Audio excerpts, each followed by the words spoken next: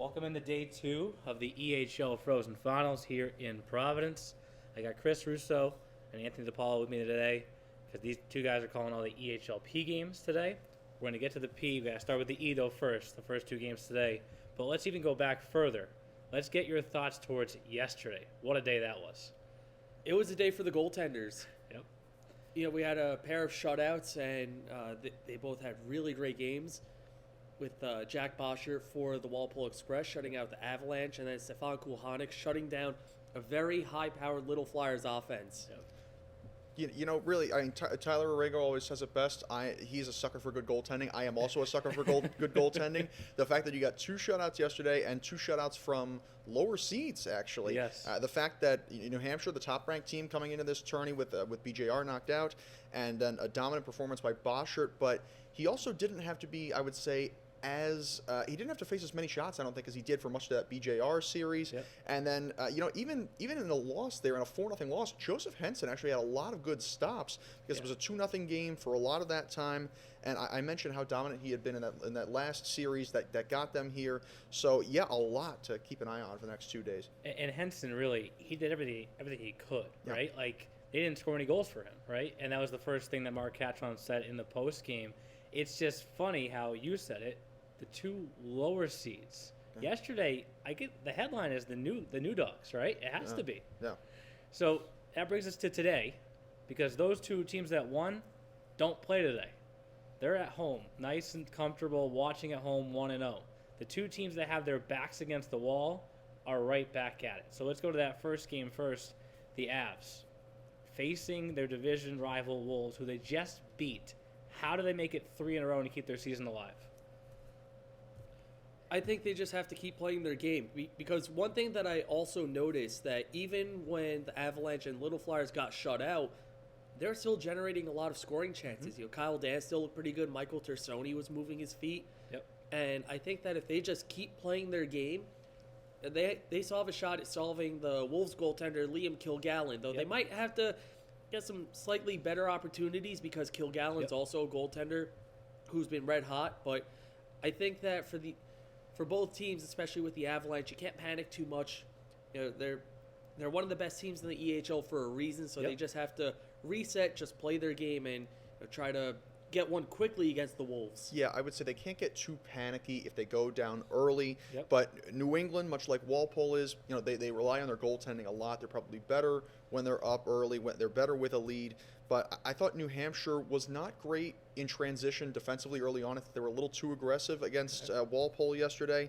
And, I think first goal is probably going to be crucial, but it is certainly not the end of the world. If anybody can come back from a deficit in this tournament, it's going to be New Hampshire. And you say don't get too panicky, but they have their 3 top scorers separated, right? Yeah. I know my Bruins guys aren't here. That's Tyler and Jeff. But Pasternak and Marchand and Bergeron, that's a big thing up here. When they're together, they're together. When they're not, it's not really that in sync. If the Wolves score first, is Sorrell going to do that? Bring them together? I'm wondering about that, and it's funny. I mentioned I haven't covered a lot of the North this year, and I was talking to Chris yesterday about I figure I saw Tersoni on the third line, and I figure he's probably been on the top line most of the year because there are 3 guys with over 60 points. He says no, they're on the third line. He's on the third line. That's how deep they are. But a large part of that is, he mentioned, going on the power play together. Yep. That's huge. So if they go down early and they don't get some power play opportunities, that's when I think he might go to a shift there. But they have a very, very deep lineup. And something so compelling yesterday, Anthony, and it's different between the two games, they never pulled Ronan Mobley because he wanted to keep that goal differential at worst of -2. How big do you think that could be for them? Oh, man, I remember last year's Frozen Finals, especially with the 87s, I'm we so had glad to you're do saying that this. goal differential math, Yes. where you have to do all that on the fly. I majored in journalism, Neil, so math isn't quite my forte. But for the Avalanche, this is a team that can score in bunches. Where I think that again, you have to play the games, but they're very capable of maybe blitzing the Wolves a bit and trying to get some goals offensively. If they have some power plays, that should help them where they can get some even better looks. But again, this game is just so up in the air because of that loss by the Avalanche where, do they have confidence? Are they going to as what Chris said, be panicky, or are they going to be able to play their game? I just don't know, Neil. I was a broadcasting major, or as Seton Hall would call it, visual and sound media. Oh, okay. And but I can tell you, I was not a great geometry student, but like many of these teams, I got better down the stretch. Okay. So that's what I would have to say. Yeah, it should be a fun one today. But yeah. for their opponent, the Wolves, you see what happens yesterday. You already feel confident because you got yourself here. That has to make you feel even more confident today. Yeah, and I mean, this round robin idea obviously goes back to New England had to get in here through a one-game playoff, which is pretty much anything goes. Even against BJR, the best team in the league during the regular season, anything goes in one game where New Hampshire could potentially get panicky. They're a little off their game after yesterday with Walpole. Yep. They still haven't scored a goal in this tournament. Yeah, obviously only one game, but still, it's not an incredible start. They could get a little insecure, and New England can pounce early on. Yeah, and then the other game, one that you're probably more familiar with. Yeah. And I said this to Mark Catron too last night. This is the 10th time the Little Flyers and 87s are going to face each other, but easily the biggest. Yeah, well, it's funny. It's almost like when you talk about the Bruins up here. It's like 03 and 04, Red Sox and Yankees played each other like 25 times each year. And yeah, Little Flyers and 87's been an excellent rivalry, but not that shippy. Really, a very respectful rivalry. A lot of respect on both sides. And we got, even though it was only a 2-game series and didn't go the distance, we got a very fun series between the Little Flyers and the 87s, and a series where the 87s I think controlled a little more of the scoring opportunities. They outshot them, I think, combined about 22 shots over those 2 games.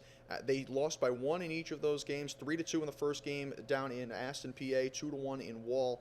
And, a lot of that was the Little Flyers scoring early. Plus, they had 2 different goaltenders, Jeremy Connor, who played for a lot of the regular season, and then a little bit of a surprise, they went with Owen Haynes to start the playoffs, played really well against Pro Tech, and then they went back to Haynes in Game 2. So the first goal is probably going to be huge in this game, plus the Little Flyers and 87s trending somewhat in opposite directions since the 87s pulled off that win against the Chiefs, and the Little Flyers dropped that one against the Railers yesterday. And what makes it so unique now for the Little Flyers, there's so much that can go in your head, right, Anthony? Because you already know you're 0-1 with a -4.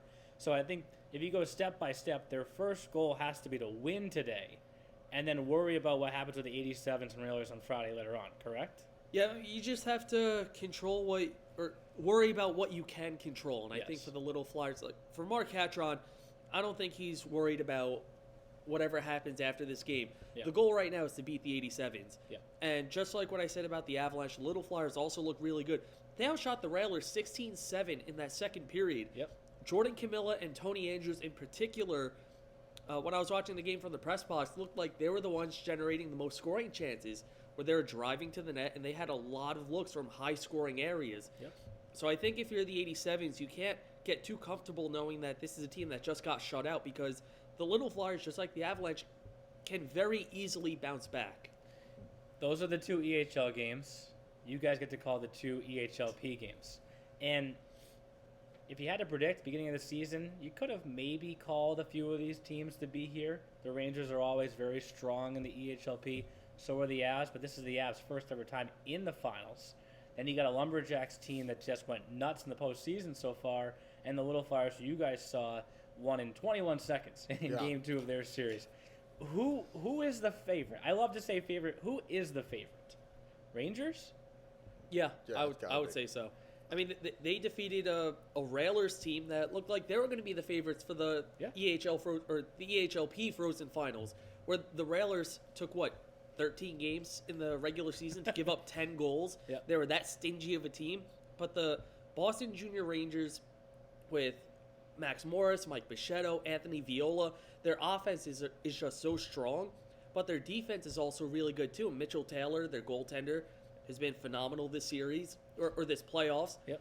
Defeating the Railers. They were able to win the first game in, I believe it was a double overtime game in Game 1. It was. And then they won 3-1 in Game 2. So I think BJR right now for the EHLP would be the favorite. Well, what the crazy thing is, that New Hampshire series, with New Hampshire going down to Vermont, you get rid of one of the top 3 teams in the league, either Railers, BJR, whoever loses that series, because Vermont gets the at-large, and Vermont really wants to prove that they earned their spot here, that they earned the right to knock one of those teams out, and make me say that we didn't just come here to make it easier for you guys. We're here to win. And so I really like that. And then you're going to have a dominant New Hampshire team that's still here. I would say probably BJR would be number one. But what I do love about both of these tournaments, you are not going to get a repeat champion in either league, which I find really interesting. And the Avalanche story is so unique. We talked about on the podcast this whole idea of doing it the right way, coming here the right way, not relying on the at-large. And they tried. Yeah. They tried. What they can't solve right now is Vermont. Lucky for them, they don't play them until Saturday. And the thing that's funny for me is they actually have better success against the Railers and the Rangers. So they probably wanted to beat Vermont. But for Vermont, the biggest thing that they have going for them, they're the only team that's actually back from last year. And last year they lost in 2 games. I know there's not that many guys back, but that experience for the organization, will that be beneficial for them? I think so, but you also have a new coach too with Seth Gussin, first-year coach with the EHLP team. And, I mean, start with their goaltender, Josh Kotai. He played, I believe, 15 games for the EHL, had an 8-7 record, but then the EHL team brought in Lenny Perno, who was fantastic. So Kotai went back down to the EHLP team. Only in 03, so. He didn't, but Kotai didn't complain. Instead, he's just standing on his head, and he was able to defeat the Avalanche in the second round, make it back to the Frozen Finals, and I think for the Lumberjacks, I saw him in the Exeter/Hookset showcase. Yep. Arhip Sidorovich, Belarusian forward for the Lumberjacks. He only played, I think, 19 games in the regular season, and he put up 29 points. Crazy. So even though he wasn't top in the team in scoring in the regular season, he was up there, and he played less than half the season. So I think for Sidorovich, he's leading that Lumberjacks offense, and we talk about BJR being the favorite. I think the Lumberjacks are right up there. Well, especially after knocking off New Hampshire, I would completely agree. But, what's funny with Vermont is that you were in the final last year. There were only 3 teams last year. There are 4 this year. You had the Railers and the 87s, 2 teams that are not here this year. And, we talk about EHL has a lot of turnover. These guys get commits. A lot of them get commits pretty quickly. EHLP, there's a lot of turnover. We talked about, the 87s lost almost all of their guys went to the EHL last year. The Railers lost a ton of their guys went up to the EHL. Both remained very competitive organizations. But now it's a whole different thing where you have 3 brand new teams to try to face. And I think that adversity is really going to help Vermont going into this one. And we've talked Rangers, we've talked Lumberjacks, we've talked Avs. Now let's talk Little Flyers. Because at the EHLP level, what I've noticed this year is when you work your way south in our league, you get younger in age. Yeah. Will that hurt them this week? I'll defer to you first. I don't know. The Little Flyers, I think, are, at least at the P level, the dark horse right now. Because they have some really good players in Johnny Lee and Logan Downs, who picked up the hat trick in Game 2 in that overtime victory against the 87s in Game 2. Yep.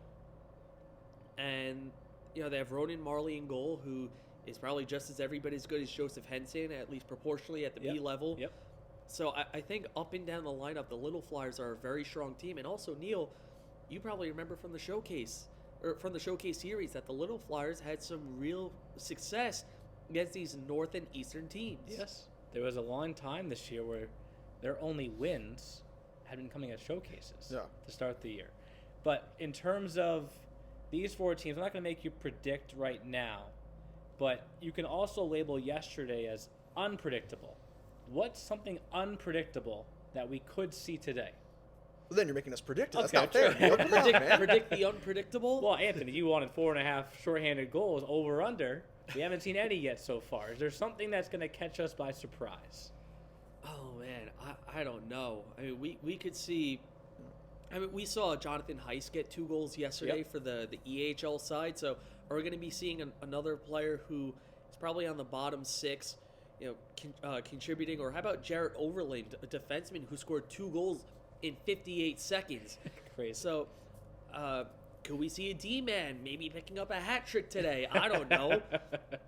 I mean, Colin Berry, who did not have a point in the postseason, scored the game-tying goal against the 87s in that Game 2 comeback. Crazy. So could Colin Berry go off now that he has a little bit of confidence heading into the Frozen Finals? Yeah. You stole my point. How dare you? Anyway, yeah, you know what? Let's just say that a goalie's going to score a goal today. Oh, Let's go there with you that. go. That's If wild. that happens, I'm taking full credit. Okay. So, yeah, I would definitely agree with Anthony, though, when it would be the secondary scoring is going to make a huge difference. I can tell you, Little Flyers are the one team we watch consistently over the course of the year in the EHLP, and I think that, in terms of that secondary scoring, they rely, not in terms of the play necessarily, but in terms of the actual goal scoring, the point scoring, a lot on their top line, more than any other team, I would say. So any secondary scoring will be a blessing for them, I think. Yeah. Well, if day one taught us anything, be prepared for the unpredictable. We're ready for day 2, 4 games here in Providence, 2 EHL and 2 EHLP.